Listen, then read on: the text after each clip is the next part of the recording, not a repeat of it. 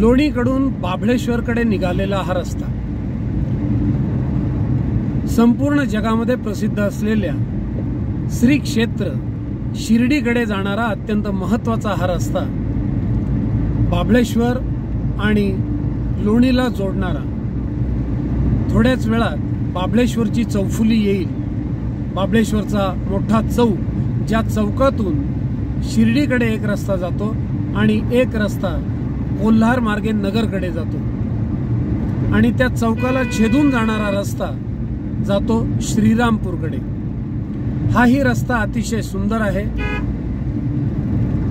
या रस्त्यावर दुभाजक नाही, हा रस्ता चौपदरी नाही, मात्र समतोल असा हा रस्ता आहे।